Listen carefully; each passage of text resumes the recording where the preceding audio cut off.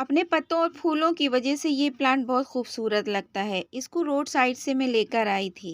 ये सोच कर कि इतने पीले कलर के फूल छोटे-छोटे से मेरे गार्डन की खूबसूरती को बढ़ा सकते हैं। फिर इसके बाद में बहुत अच्छे से ग्रो किया। आज मैं इसके लिए शेयर कर रही हूँ इसको प्रोपेगेट करने का तरीका। आपने कभी हर्बल दवाओं में अतिबला का नाम सुना होगा, यानी अधिक बल देने वाली, शरीर को अधिक बल देने वाली मेडिसिन।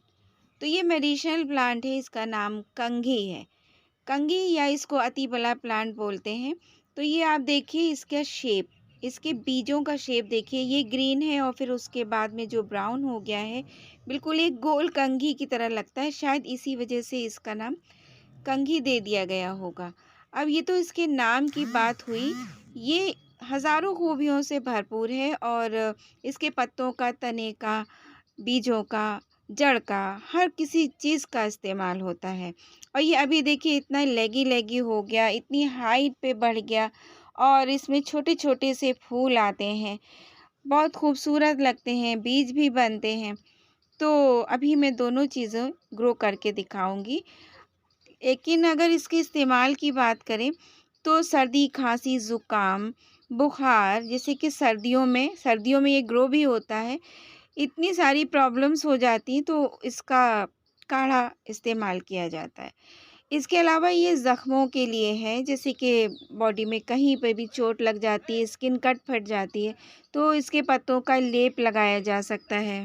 विंटर की शुरुआत हो रही है नवंबर-दिसंबर में, इसको आप कटिंग से ईज़िली ग्रो कर सकते हैं और फरवरी तक, जैसे अभी हम हार्वेस्ट कर रहे हैं ना, दिसंबर में आप इसके बीजों को लगा देंगे तो फरवरी तक इसका प्लांट बहुत अच्छे से ग्रो कर जाएगा और पत्ते भी खूबसूरत लगते हैं देखने में, फूल भी आते हैं छोटे-छोटे से।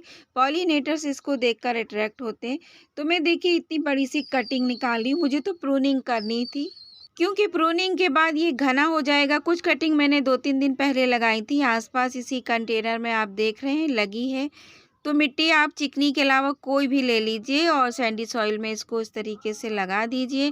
लगा देने के बाद में सनलाइट में ही रखिए, मिट्टी गीली है तो पानी भी मैं नहीं दे रही हूँ और जब इसमें वाटर दिया जाएगा तो ये लगा रहेगा। बहुत ईज़ी टू ग्रो है।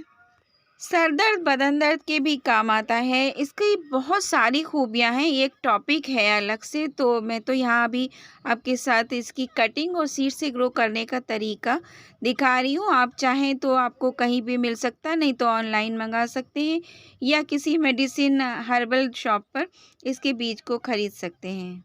ये प्लांट जिसके आसपास लगा होता है, बीज झड़ते हैं तो ये गिर जाते हैं। ये देखिए एक कंघी ये बैंगन वाले प्लांट पर गिर गई है।